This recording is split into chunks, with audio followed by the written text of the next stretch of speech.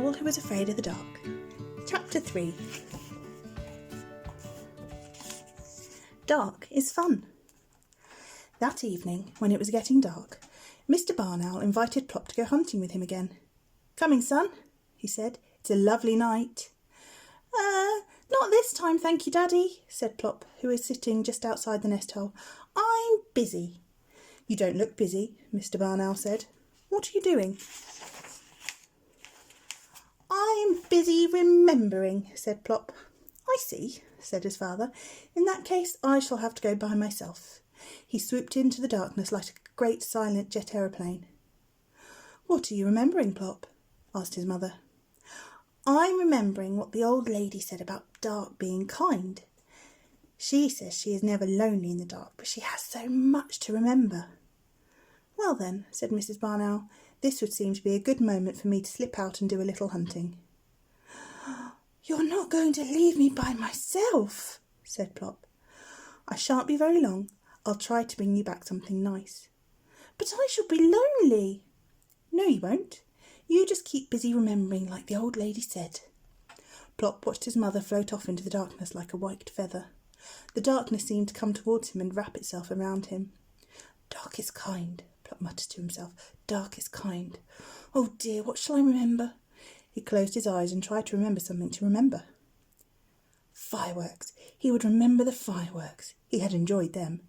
The darkness had been spotted and striped and sploshed with coloured lights above the glow of the bonfire. He still had stars in his eyes when he thought of it. Shouts, happy shouts from under his tree brought Plop back from his remembering. He opened his eyes and peered down through the leaves. There were people running about in his field, and flames were flickering from a pile of sticks.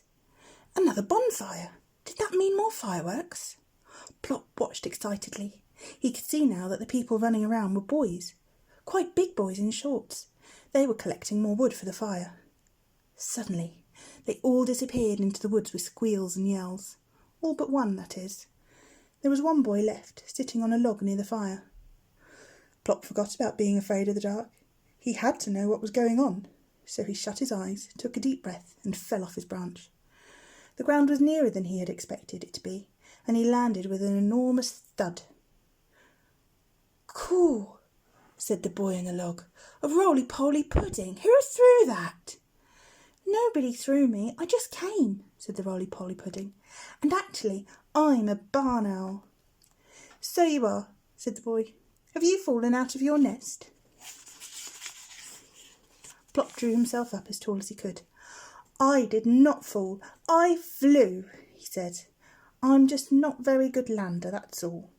I came to see if you were going to have fireworks, as a matter of fact." "Fireworks?" said the boy. "No, what made you think of that?" "Well, the bonfire," Plop said. "Bonfire?" said the boy. "This is no bonfire. This is a campfire, and I'm guarding it till the others get back." "Where have they gone?" asked Plop. "They've gone to play games in the dark, lucky things." "Do you like playing games in the dark?" asked Plop. "Oh, it's super," said the boy. "Dark is fun. Even quite ordinary games like hide and seek are fun in the dark.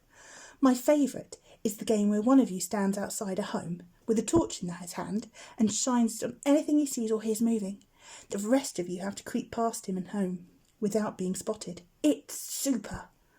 There was a crash and a yell of "Scumbo, got you!" from the woods. "There, they're playing it now. Old Scumbo always gets caught first. He's got such big feet. You have to creep like a shadow not to be caught. Oh, it would be my turn to guard the fire." "What's the fire for?" asked Plop. "Well, we cook potatoes in it and make cocoa and sing round it." "What for?" "What for? Because it's fun, that's why, and because Boy Scouts have always had campfires." "Is that what you are? A Boy Scout?" "Of course, silly, or I wouldn't be here, would I? I must put some more wood on the fire." Plop watched the Boy Scout build up the fire. Could I be a Boy Scout, do you think?" he asked. "I doubt it," said the Scout. "You're a bit on the small side. I suppose you could be a cub, but you have to be 8 years old." 8 weeks," said Plop. "Looks as if you'll have a long wait then, doesn't it?" said the Scout. "Anyway," he grinned, "you'd look jolly silly in the uniform." Plop looked so disappointed that the Scout added, "Never mind, you can stay for the sing-song tonight." "Oh, can I?" cried Plop. "That would be so super." "You'd better go home, though, and ask your mother first." So Plop flew up to the nest hole and found his mother waiting. "Where have you been?" she said. She sounded a bit cross, like all mothers when they have been worried. "I've been talking to a Boy Scout, and he says dark is fun. And he says I can stay for the campfire. So can I, Mummy, please?" "Well, yes, all right," she said. "Oh, super," said Plop. So Plop was a Boy Scout for a night. He sat on his new friend's shoulder and was introduced to all the others.